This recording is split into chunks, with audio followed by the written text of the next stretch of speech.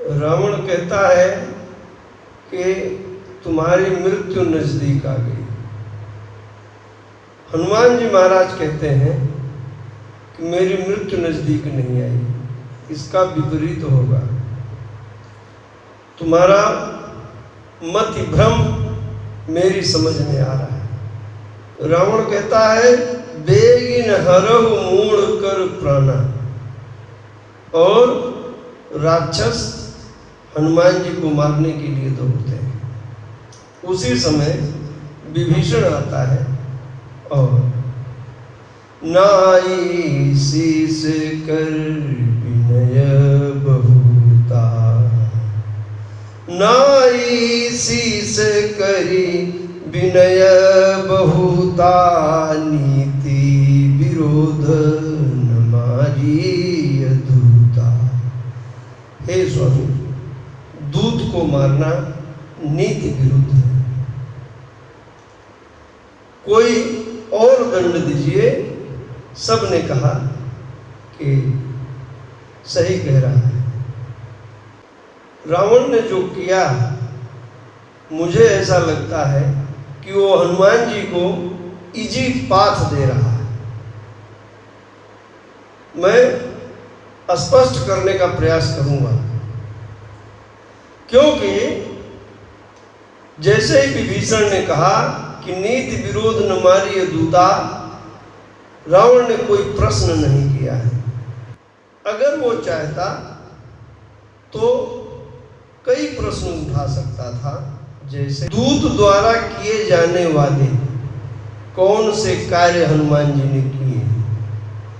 न तो इन्होंने अपने आने की विधिवत सूचना दी, इन्होंने लंका में प्रवेश करने से पहले हमारे वायुसेना और जल सेना के प्रमुख को मारा, बॉर्डर सिक्योरिटी फोर्स के हेड को मारा, बिना मेरी अनुमति के मेरे भाई यानी कि तुमसे मिले, बिना मेरी जानकारी के ये मेरी कैदी से मिले।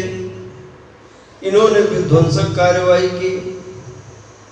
इस प्रकार अनेकों प्रश्न वो कर सकता था और वो कह सकता था कि कहीं इस षड्यंत्र में तुम भी तो नहीं शामिल हो।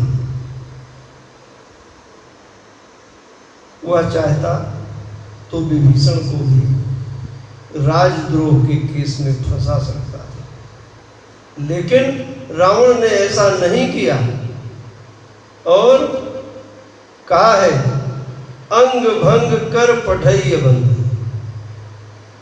और सबने इस बात पर मुहर लगाई है कि कपि के ममता पूंछ पर, सबहि कहूँ समझाए, तेल बोरी पट बांध पुनि, पावक देहु लगाए। अगर किसी भी बंदर के पूंछ में आग लगाई जाएगी तो शांति से बैठेगा। रावण यह कल्पना नहीं कर पाया कि पूंछ में आग लगने के उपरांत ये इधर उधर भागेगा और मेरी लंका जल सकती है या अग्नि की दुर्घटना हो सकती है, लेकिन नहीं, उसने उस पर सहमति दे दी और राक्षस गण पूंछ में आग लगाने की तैयारी करने लगे। गोस्वामी जी लिख रहे हैं कि रान नगर बसन घृत तेला, बाड़ी पूंछ किन कपि खेला। मानस मर्मज्ञ लोग जिस तरीके से समझाते हैं, मेरा थोड़ा सा अलग है मामला, कि जब पूंछ बढ़ने लगी और इतनी बढ़ी कि उसके नगर में घी नहीं बचा, तेल नहीं बचा, कपड़ा नहीं बचा, तो वो ये नहीं समझ पाया कि आग लगाने के बाद ये क्या करेगा। और आग लगाई गई है, और जब आग लगाई गई है तो हनुमान जी ने अपना रूप छोटा कर लिया और पूंछ में बंधे हुए कपड़े जो घी और तेल से सने हुए थे ढीले पड़ गए, और हनुमान जी महाराज मंदिर मंदिर प्रति कर शोधाओं पहले कर चुके थे, एक एक घर की तलाशी ले चुके थे। मैंने प्रश्न उठाया था कि हनुमान जी महाराज ने बगिया बगिया प्रतिकर शोधा करने के बजाय मंदिर मंदिर प्रतिकर शोधा क्यों किया। उस प्रश्न का जवाब यही है कि हनुमान जी महाराज पूरी लंका की भौगोलिक स्थिति से अवगत होना चाहते थे, इसलिए उन्होंने ऐसा किया था। आगे जब लंका कांड आएगा तो वहां भी प्रसंग आएगा कि सुसैन वैद को लेने के लिए हनुमान जी गए, अगर मंदिर मंदिर प्रतिकर शोधा न किए होते तो उन्हें कैसे पता चलता कि लंका में किस जगह पर सुसैन वैद रहता है। हर मकान के ऊपर उन्होंने आग से जलते हुए तेल और घी के कपड़ों को डाल दिया है। पूरे लंका में आग लग गई, और जो बानर को मारने के लिए, हनुमान जी को बानर समझ रहे थे राक्षस, गोस्वामी जी लिखे हैं कि बाजहि ढोल देहि सब तारी, ये राक्षस गण कर रहे थे। और जब आग लगी है, लंका धू धू करके जलने लगी है, तो कह रहे हैं कि साधु अवज्ञा कर फल ऐसा, चरई नगर अनाथ कर जैसा। लोग स्पष्ट नहीं करते हैं कि कौन से साधु की अवज्ञा हुई थी यहाँ पर, किसकी आज्ञा का उल्लंघन हुआ था जो नगर अनाथ के जैसा जल रहा है, जो राक्षस लोग कह रहे हैं। वो साधु हनुमान जी हैं कि हनुमान जी ने ही कहा था कि प्रण पाल रघुनायक करुणा सिंधु खराज गए संग प्रभु राखिए तो अपराध विशाच। इन्हीं की बातों को न मानने का परिणाम लंका जल रही है। ये बात हर राक्षस के समझ में आ गई है, और हनुमान जी महाराज लंका में आग लगा करके पूंछ बुझाई खोई श्रम, धरि लघु रूप बहु, जनक सुता के आगे ठाड़ भयो कर जोर।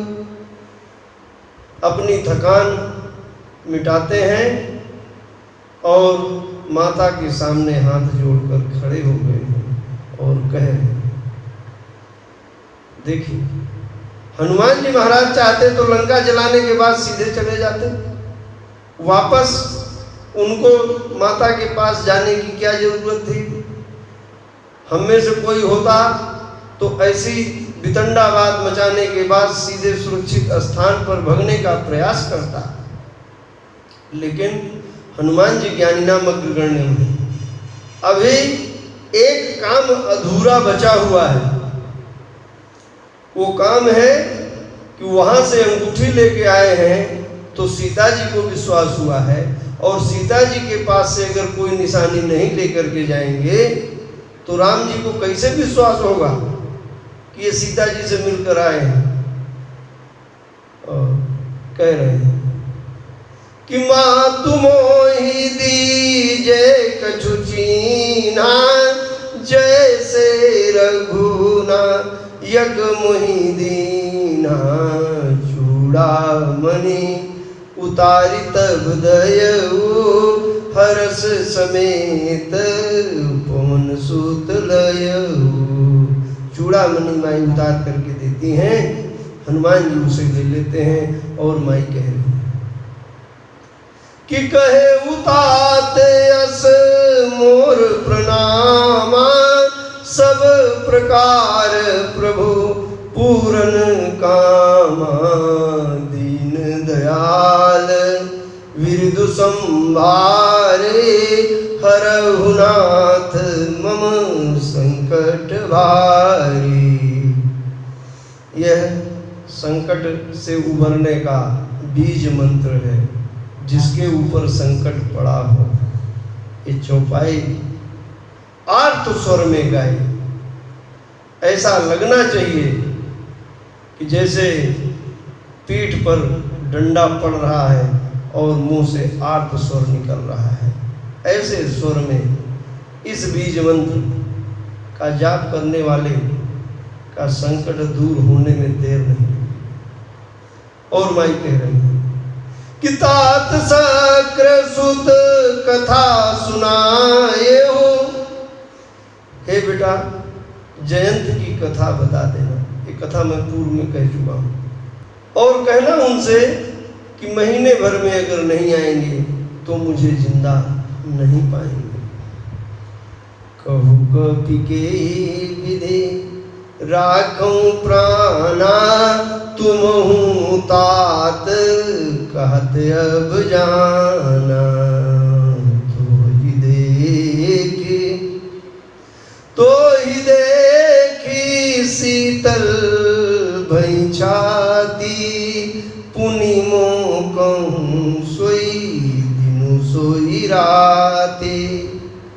हे बेटा तुमको देख करके धैर्य बंधा था, अब तुम भी जाने के लिए कह रहे हो। तुम्हारे जाने के बाद मेरे लिए फिर वही दिन फिर वही रात, कैसे मैं जिंदा रहूंगी। हनुमान जी महाराज ने बहुत प्रकार से सीता जी को समझाया है। जोरदार गर्जना करते हुए वहां से चले हैं और ऐसी जोरदार गर्जना की है कि जिन राक्षसियों को गर्भ था उनका गर्भ गिर गया।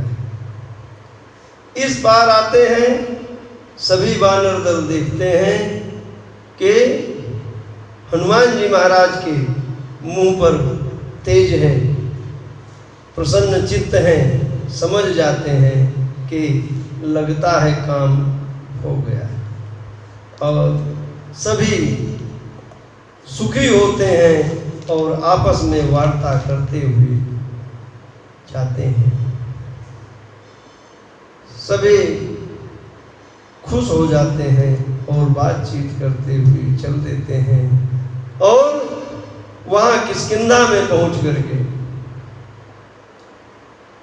जो बाग थे वहां पर फल खाए, पेड़ तोड़ने लगे और रखवालों ने जब रोका तो उनकी पिटाई कर दी।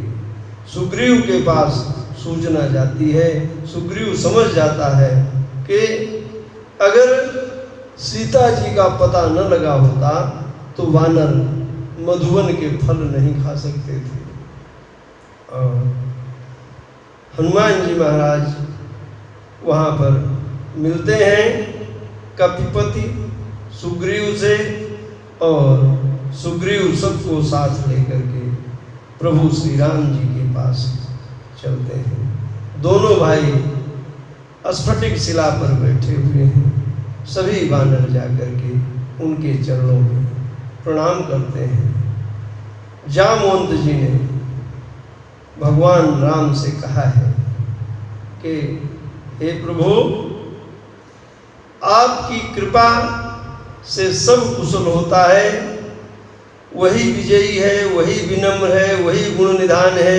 उसी का यश तीनों लोक में फैलेगा जिस पर आपकी कृपा होगी। और बीज मंत्र दिया है गोस्वामी जी ने कि प्रभु की कृपा भयों सब काजो। अगर सफलता कहीं मिल जाती है तो इस बीज मंत्र से प्रभु का सम्मान करना चाहिए, प्रभु को याद करने की जरूरत होती है। प्रभु की कृपा भयों सब काजो जन्म हमार सुफल भायाजो।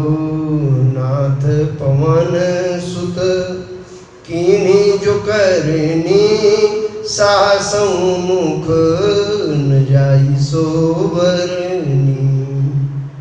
हनुमान जी ने जो काम किया है उसका वर्णन नहीं किया जा सकता है। और हनुमान जी महाराज से पूछते हैं राम जी, कहु तात के ही भांति जान की, कहु तात के ही भांति जान की, रहती करती रक्षा स्वप्राण की।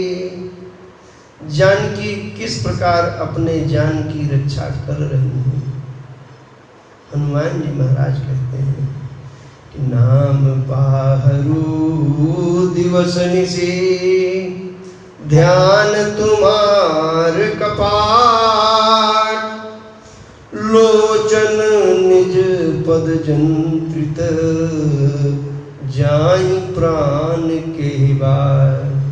आपका नाम पहरेदार है और ध्यान दरवाजा है, और उनके नेत्र अपने ही चरणों में लगे हुए हैं।